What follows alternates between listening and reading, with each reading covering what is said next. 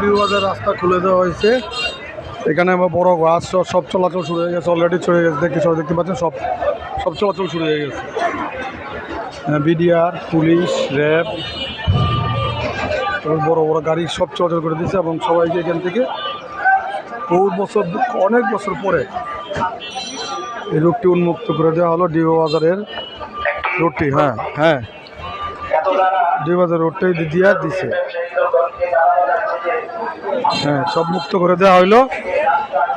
হ্যাঁ, দেখতে পাচ্ছেন সব বড় গাড়ি সব ঢুকে গেছে, বড় ঢুকে গেছে, সব ঢুকে বুঝছেন। হ্যাঁ, বড় গাড়ি সব ঢুকে গেছে।